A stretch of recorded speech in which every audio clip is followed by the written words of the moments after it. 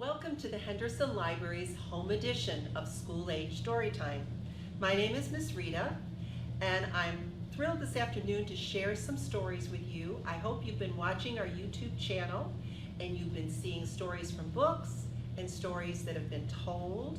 I am a storyteller, so I like to tell stories from my mind and my heart, and I love to read books as well.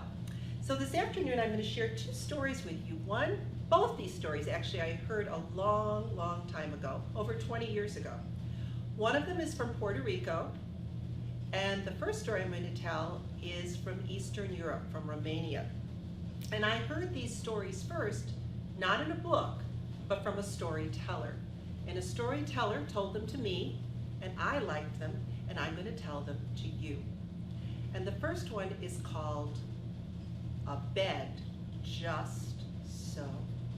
When you've had a busy day, especially in the summertime when you've been out in the heat and you go to bed at night, you just want a comfortable place to lay down, close your eyes, and go to sleep.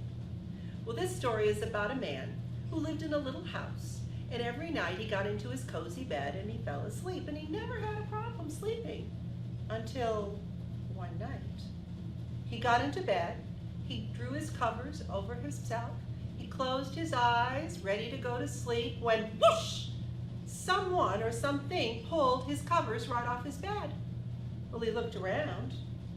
There wasn't any animal in the room. He lived all by himself. He couldn't imagine why his covers were thrown off the bed. Well, maybe it was the wind, he said. His window was open. So he pulled the covers back up and he tried to go to sleep. Just about to go to sleep, and whoosh! His covers were pulled right off his bed. Now this is not right, said the man. I know there is no one else in this room. Perhaps it is a ghost. I'm going to go to the wise woman in the woods tomorrow and see what she says. Well, he went to the wise woman in the woods, and she listened to what had happened to him, and she said, oh, I know what's wrong. You have a hudgeon in your house. Hudgeon, said the man? Is that a ghost? Oh no, said the wise woman, a hudgeon is just a creature who's looking for a place to sleep. He's lonely and he wants his own bed. Well, he can't have mine, said the man. Perhaps I'll make him his own bed. So the man went home and he found some oak trees in his yard, and he cut some down and he made a bed for the hudgeon.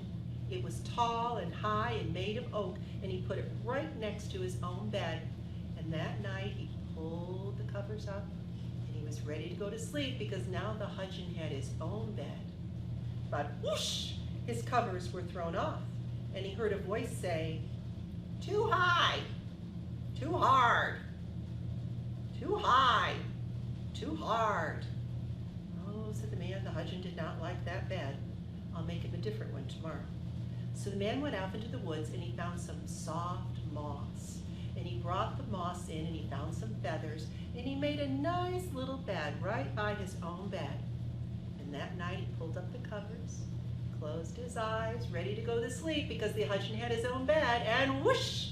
His covers were thrown off, and he heard the voice say again, too soft and too tickly. Too soft and too tickly. Oh, thought the man, this hudgeon is not easy to please. So the man went, and the next night he made a little bed in his kitchen cupboard. He put a little blanket up there and a little pillow, and it would be a nice spot for the hudgeon to sleep.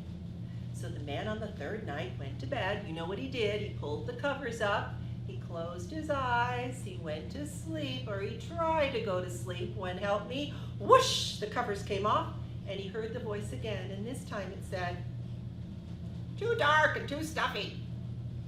Too dark and too stuffy. Oh, no, said the man. What shall I do?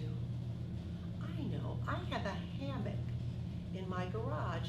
I'll take that hammock out and I'll put it between the two trees in my backyard, and then the hudgeon will have a place to sleep tonight. So that's just what the man did. He took that hammock and he hung it between two trees, and that night he went to sleep. And what did he do? Pulled the covers over himself, closed his eyes, tried to go to sleep, when whoosh, the covers went off his bed, and he heard the voice say this time, too long and too loose, too long and too loose. I know.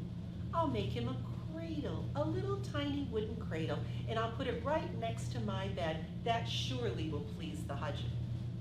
So that's what he did. He made a little cradle and he put it right next to his own bed. And he went to sleep, or at least he tried to go to sleep. He had the covers pulled over his head, his eyes were closed, and he was waiting. It was quiet. Maybe the cradle had worked. But then, whoosh, off went the covers, and the voice said, "Two teeter and two totter.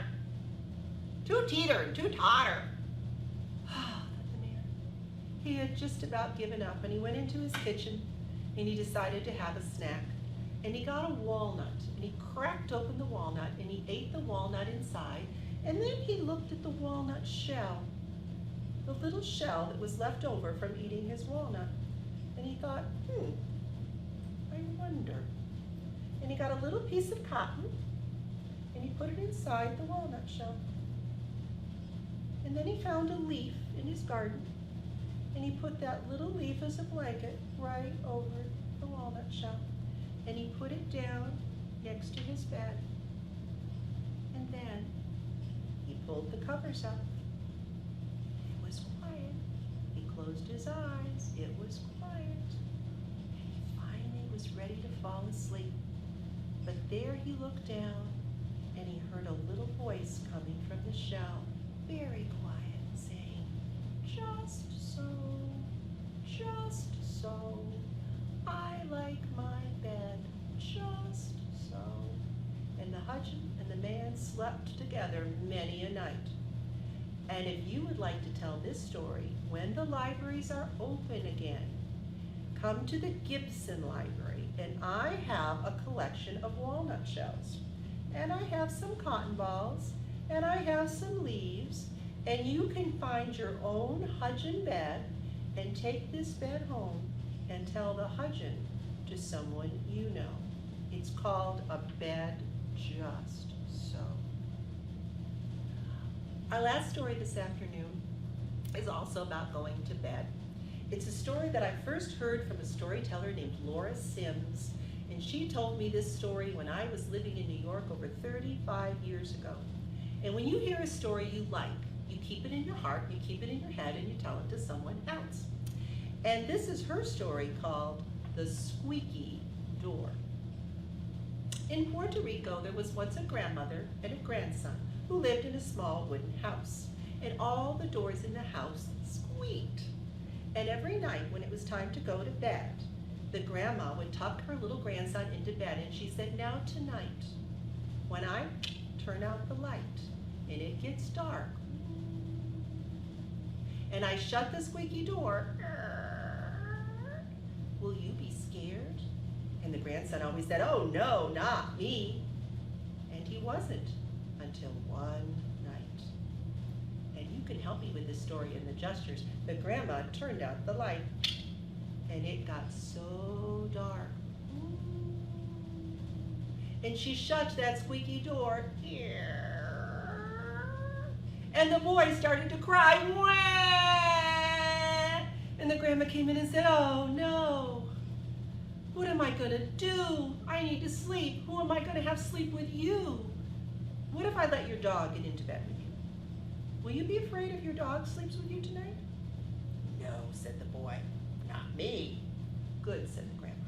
So the boy got into bed, and the dog got into bed. And you know what the grandma did? She turned out the light, and it got so dark. And she shut that squeaky door.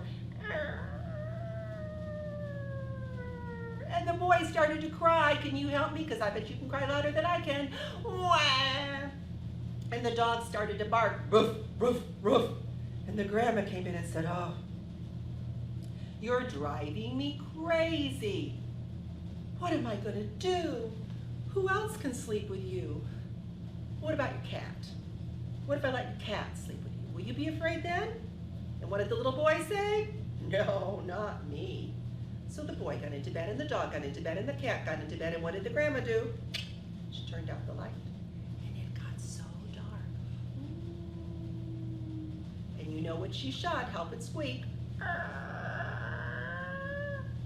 And the boy started to cry. Wah! And the dog started to bark. Roof, roof. And the cat, you know what she did? Meow. And the grandma came in and said, no, no, no, no, no, you're driving me crazy. What am I gonna do? Who else can sleep with you? I know, what about your pet pig? What if I let your pig get into bed with you? Will you be afraid then? Oh no, said the boy, not me. So you can help me. You remember who got into bed? The boy got into bed, and the dog got into bed, and the cat got into bed, and the pig got into bed. And what did the grandma do? And it got so dark. And she shut that squeaky door. And I'm afraid to tell you, but you know what happened.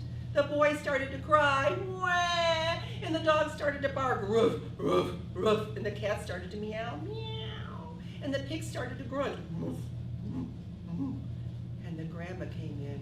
She was not happy. She said, you're driving me crazy. What am I gonna do? Who else could sleep with you? Well, there's your pet snake. How about your snake? Will you be afraid if your snake slithers into bed with you? Oh no, said the boy, not me. So help me, who got into bed? The boy got into bed, and the dog got into bed, and the cat got into bed, and the pig got into bed, and the snake got into bed. And what did the grandma do? She turned out the light, and it got so dark. And she shut that squeaky door. You got it. The boy started to cry, and the dog started to bark, roof, roof, and the cat, right, meow, and the pig started to grunt, woof, woof, woof. And what did the snake do? And the grandma came in, and she said, you are driving me crazy. I have to get to sleep tonight. What am I going to do? Who else is there to sleep with you? Well, I can only think of one other pet, and that's your horse. It's your last pet. What if I let your horse get into bed with you? Will you be afraid then? And what did the boy say? No, not me. So the boy got into bed, and the dog got into bed, and the cat, and the pig, and the snake, and the horse. And when they all got into bed, the grandma turned out the light.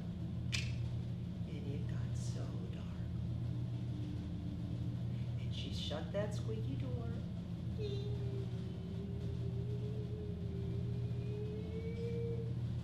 was quiet. No one was crying or barking or meowing or grunting or hissing.